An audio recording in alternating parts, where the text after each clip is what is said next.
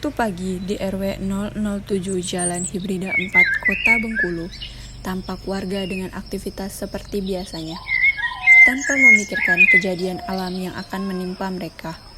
Masyarakat setempat ada yang bekerja sebagai PNS, ada petani, dan ada juga ibu rumah tangga.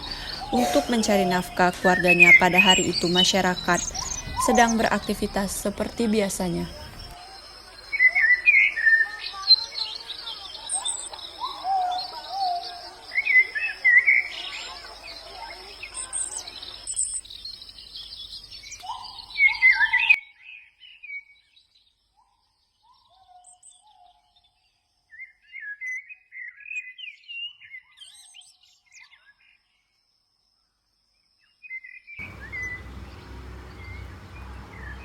Assalamualaikum warahmatullahi wabarakatuh.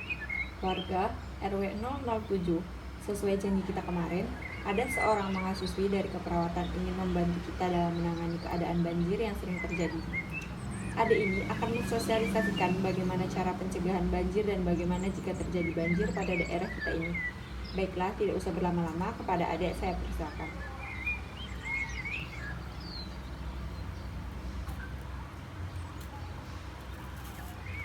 Assalamualaikum warahmatullahi wabarakatuh. Waalaikumsalam. Sebelumnya, perkenalkan ibu-ibu dan bapak-bapak. Nama saya Intan Putriantiani dari mahasiswi Keperawatan Negeri Andalas. Baiklah, sebelumnya tujuan saya pada pagi ini yaitu saya ingin mensosialisasikan tentang bagaimana cara pencegahan banjir dikarenakan di RW 007 ini banyak terdapat kolam dan siring-siring yang sering meluap dan tempat terjadinya penumpukan sampah. Pada pagi ini, yang pertama ingin saya sampaikan yaitu bagaimana kita dapat mencegah terjadinya banjir. Ada beberapa cara yang dapat warga lakukan mulai dari diri sendiri. Yang pertama yaitu membuang sampah pada tempatnya. Yang kedua, menanam pohon atau tanaman di sekitar rumah. Yang ketiga, membuat saluran air dengan baik. Yang keempat, menambah lahan penyerapan air. Yang kelima, rutin membersihkan selokan rumah. Yang selanjutnya yaitu saya ingin menyampaikan sosialisasi bagaimana dan apa yang harus dilakukan jika tiba-tiba terjadi banjir. Amankan dokumen yang penting, letakkan barang elektronik di tempat yang tinggi, siapkan alat siaga banjir, pantau informasi dan media maupun instansi terpercaya, mengevakuasi diri. Pastikan bahwa kamu tahu benar di mana posko banjir terdekat dari rumah kamu. Buat perencanaan kalau perlu latihan evakuasi sebagai persiapan jika benar banjir benar-benar datang. Perhatikan jalur evakuasi dan tempat pengungsian yang telah dibuat. Jangan sampai menyentuh kabel-kabel yang jatuh atau tiang-tiang listrik. Jika diarahkan oleh posko dan atau RT atau RW untuk keluar untuk mengungsi, segera lakukan. Selalu utamakan keselamatan jiwa apabila banjir melanda.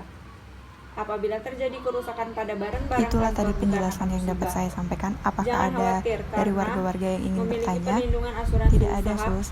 Baiklah, kalau tidak ada, lebih dan kurang saya mohon maaf. Wabillahi taufiq wal hidayah. Wassalamualaikum warahmatullahi wabarakatuh.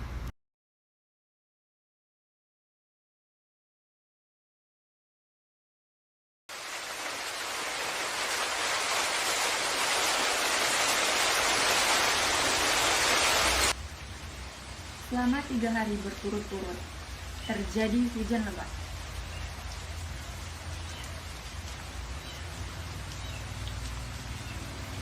PSBM yang ada di RW 007 terus melakukan pengontrolan lokasi-lokasi yang dianggap rawan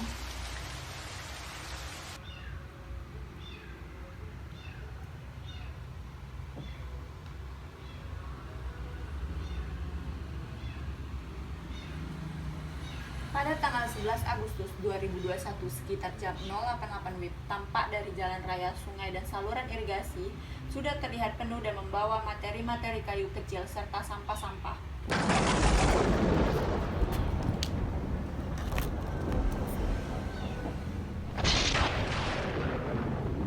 Namun dari arah kejauhan terdengar suara gemuruh dan awan di langit nampak hitam pucat. Sekitar 1 jam kemudian, suara gemuruh tersebut terdengar semakin dekat dan menuju ke arah RT RW 007.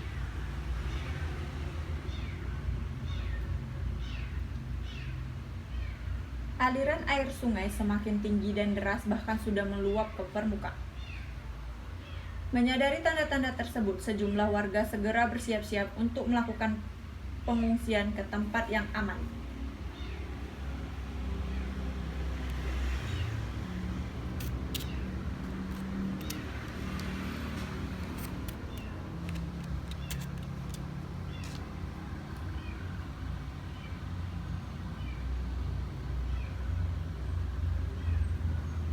Dengan sigap, Ketua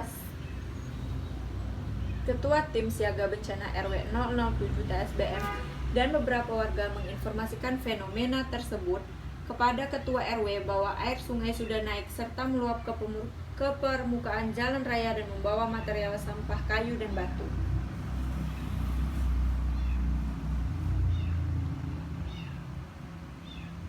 Berdasarkan laporan tersebut, Ketua RW dan Kepala Kelurahan turun langsung melakukan pengecekan terhadap laporan warga tersebut.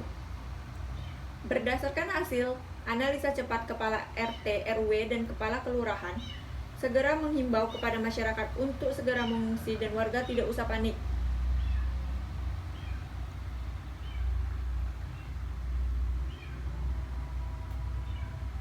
Dan membawa barang-barang yang penting.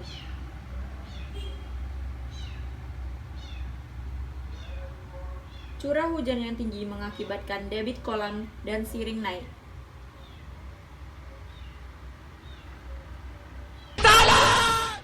Setengah jam kemudian, setelah melapor ke camat, nampak dari kejauhan seorang anggota TSBM bersama beberapa masyarakat terlihat berlari dan berteriak, "Tolong, banjir, banjir!" Dengan sigap, warga yang mengetahui ancaman tersebut segera membunyikan kentongan dan sirine untuk memberikan isyarat sebagai tanda evakuasi.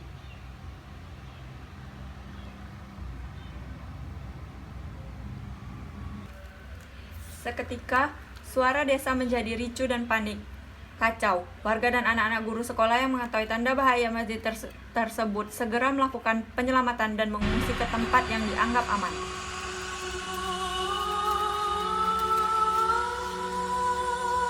Dan tidak lama kemudian, air sungai yang disertai dengan batu dan kayu besar datang menerjang jembatan, jalan, lahan pertanian warga, dan rumah warga. Suasana desa air berubah, air keruh mengenangi rumah-rumah besar dan kayu-kayu besar berserakan. Bahkan tidak sedikit kayu-kayu tersebut telah merobohkan rumah warga.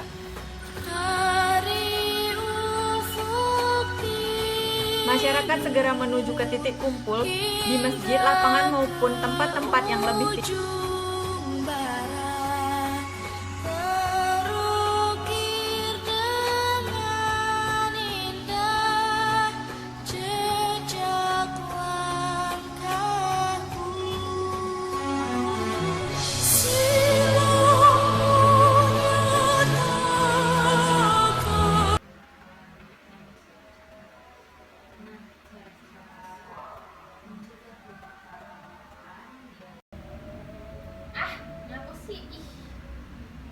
Itu di lokasi pengungsian sudah berdiri Posko Indo Penanggulangan Bencana yang menjadi pusat komando tim-tim yang sedang bertugas. Selain Posko Induk, fasilitas yang sudah ada di lokasi pengungsian antara lain yaitu rumah sakit lapangan, pos keamanan, dapur umum dan logistik, shelter para pengungsi, WC umum, dan lapangan sebagai titik berkumpul.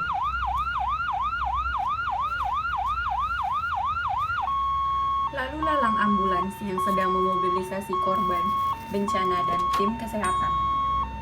Korban yang sedang ditandu oleh petugas kesehatan keuangan rumah sakit lapangan sesuai tanda triase yang sudah terpasang di lengannya. Di ruang rawatan tampak korban selamat dan keadaan terpasang infus. Korban meninggal berada di ruangan jenazah. Para warga di dalam tenda-tenda pengungsian.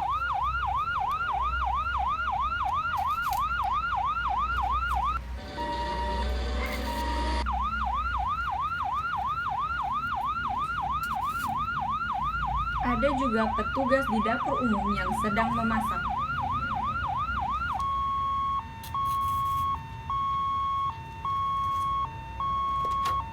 Tampak pula petugas yang sedang berjaga di pos keamanan sekitar tenda-tenda pengungsian.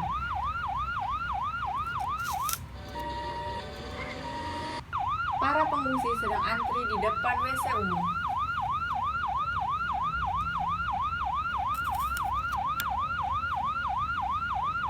Di posko induk sedang antri di depan WC umum. Di posko induk sebagai pusat komando dan informasi.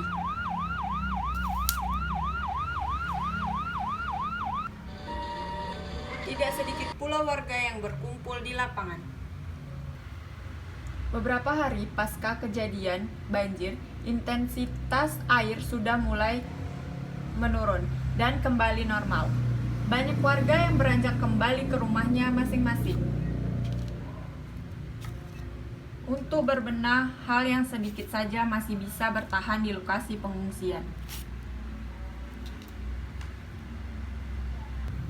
Para relawan melakukan pendampingan mental pada kelompok rentan untuk mencegah trauma stres di lokasi pengungsian.